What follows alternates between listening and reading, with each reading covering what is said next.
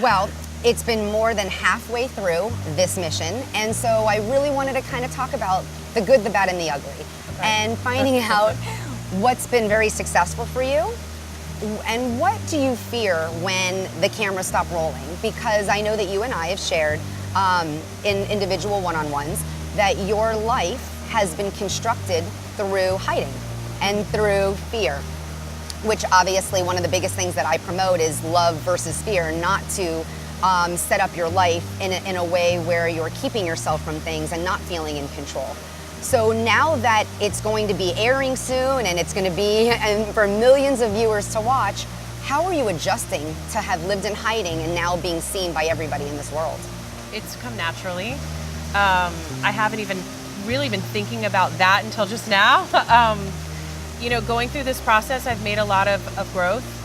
And one of them was to break out of my uncomfort on my weight and just be me. Mm-hmm. Because the people that love me if I'm 500 pounds or if I'm 150 pounds, right? Absolutely. And so my quest for this journey was for me to love myself. And I think I've totally changed. I'm not 100%, mm-hmm. but I've definitely made it there. Mm-hmm. Instead of round robining, the answer is I just take it day by day. People are definitely saying they notice something. And little by little, I'm making adjustments in my own personal life. But most importantly, I've been going out a lot. I've been hanging out a lot. And what's been really fun has been dressing up again and putting on my makeup again. And I'm bored at home. And before, I was bored, but I wasn't going to go out.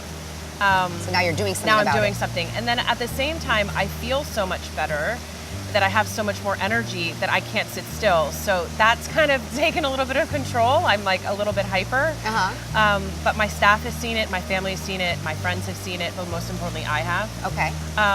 Little step by step. Like I just about a week ago went into my closet and cleaned it out. I was too fearful that what if I needed those clothes again? And Mm-hmm. then one day I woke up and I'm like, that's it. I'm not going back. Good for you. So 4 bags later, and I'm down to 2 pairs of pants and a couple dresses, so I'll be going shopping soon. So what I hear you saying though is also like you've been able to take your self-worth and put that at the forefront and really start living your life for you so that you can then see how it has that snowball effect in the other areas of your life. Absolutely. With eating, with working out, and I know that you've actually been really good about taking responsibility with your food choices, because I know that there's times you've had to travel, mm-hmm. and there are times that you may not have been able to, let's say, make certain appointments or make certain sessions with workouts, but you've still done what you can do to still get your self-worth and your needs met on your own, whether it's using a support system, whether it's you engaging in your own strategies with like your own workout and your own papers. So what I want to hear from you though is what are the things that are still holding you back a little bit, that once the cameras are gone, where will that fear be? What is it that was going to come flooding into your mind first? Well, going off what you just said, I made this commitment to myself from day one, and I had learned before that if you're not ready, you're not ready, whether you're ready to tackle an alcoholism or food addiction or whatever it is. So I've been incredibly strict with myself, mm-hmm. and it has come easy from day one. This has never been a second job to me. It's been natural. Whether it's food choices or I've traveled or I live furthest away and I run a business, this has been an easy stepping stone.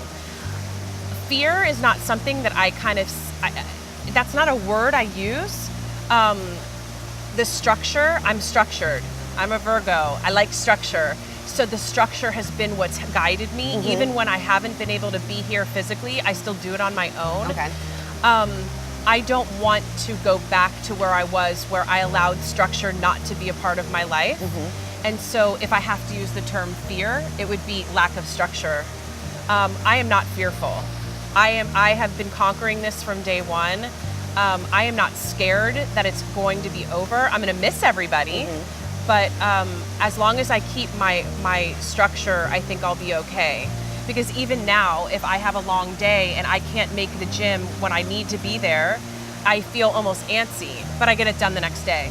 So that perspective is a very healthy perspective to be able to know that you have to plan and that you see this not necessarily as this was a big difference and now you have to go back to a certain way. This was just a new lifestyle It's a lifestyle change for choice. you. So for me, some of the things that I would want to be careful of is making sure that you don't do an all or nothing and feel like everything has to be rigid or everything has to be structured, so that if there's a little bit of flexibility or there's a little bit of dissonance and, oh, wait a second, I thought this plan would have worked, or now I don't have time for this. How do you recover? How resilient are you now in being able to recover from a structure that didn't go as planned, let's say? In the beginning, I remember whether it was you or Jamie or Billy saying, like, Nicole, take the blinders off, because I was really rigid. And that's just always been my attitude about things. I've been all or nothing. And it's helped me in many aspects of my personal life and my professional life, but clearly I wasn't successful in my body life. It's at the cost of other things that you're giving up. So now I've just kind of let it like water off a duck's back. The reality is I'm never going to be a size 0, and I'm never going to be a size 18 again. You know, I'm never going to be 110 pounds, but you'll never see me at 260 again. So I know that in my life, I'm going to have to pick and choose wisely what I put in my mouth, and I'm going to have to work out. I'm Italian and Czechoslovakian. We got the hips, you know what I'm saying? So I got to make sure that I keep them smaller. But it's just a matter of it's the choices. And it's knowing that this weekend I went out with clients, I had a glass of wine, they ordered dessert, I had a bite. Before, I would have been like, yeah, I'll have more and more. I don't need it anymore. Well, there you go. It's that self-talk. It's you being able to allow yourself the permission and the ability to make the choices without the guilt, without the shame, without beating yourself up. And I don't want to become that person that feels like if I have a bite of cake or a glass of wine, I have to add 30 minutes on the treadmill, because I think that goes to the other extreme. No, I feel like light on my toes is the only description I can say, and not just because of the weight. My brain feels healthier. My attitude is healthier. Love hearing that. Yeah, like I have friends of mine. I saw my best friend from college for the first time since this happened the other day, and she was like, "Who are you?" And Hallie calls me out, you know, and she was like, "You were being, you know, bitchy. You were not happy. You were kind of miserable to be around."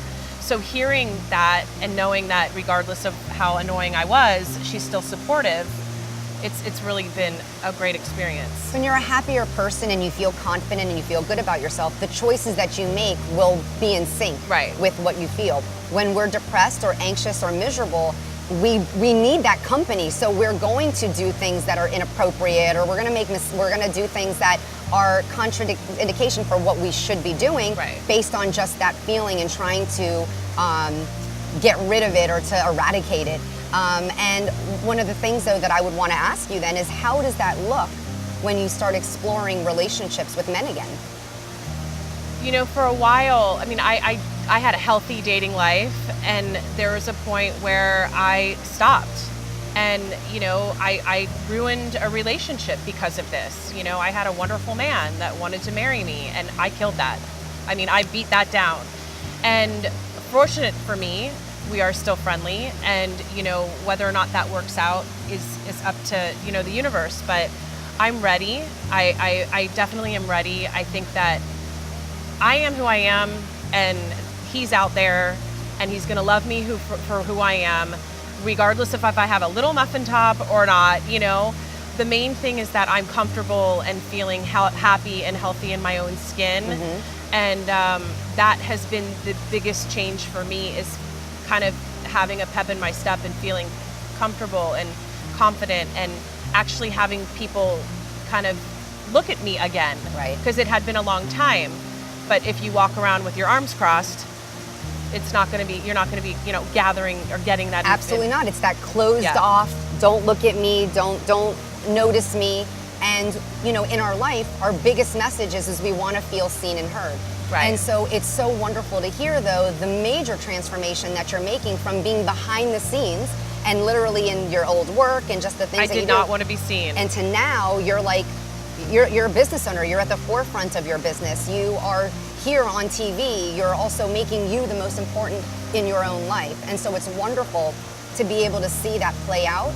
And I love hearing that this is your lifestyle, so that it's just a natural progression when all of this extra distractions are actually gone, and you're going to use the same strategies that you've been using thus far to continue. The one thing that I have noticed is, you know, I own a business, and we're incredibly active.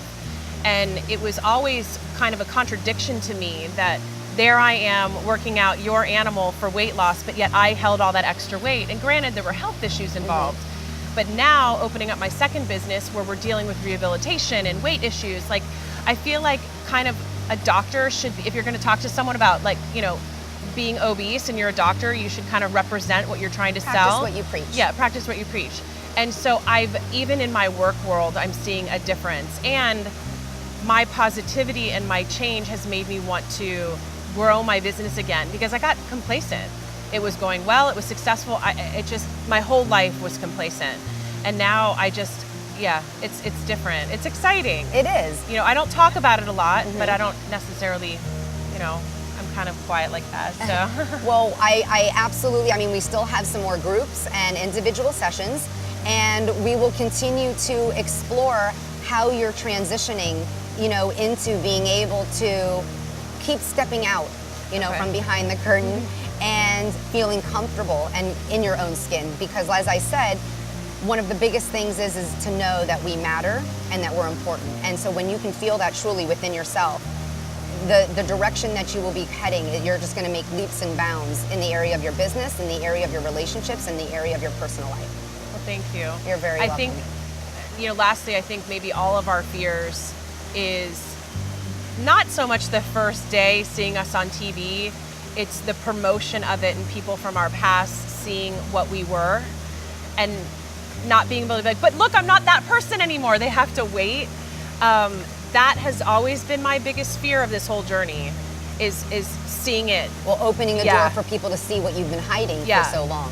Because, you know, I think with our social media these days, everybody assumes that you're that same person they knew when you were a kid or in high school or in college, and we're adults, you know, we start to change. So that's one of the things that I still get like heart palpitations about, but. Well, and like I said, in this work, every day it is a practice for you to truly be able to own what you do and what you know is right, because we can't control everybody else's assumptions and everybody else's perspectives.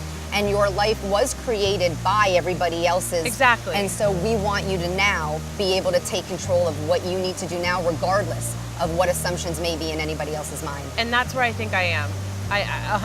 85%. And I don't want to say I don't care what anybody else thinks about me, but I think what matters is this is my journey, this is about me, and if they like it, they like it, and if they don't have to. Well said. There's a quote by Dr. Seuss that's my favorite, and it defines me, which is, you know, say how you feel and do what you want, because those people who matter.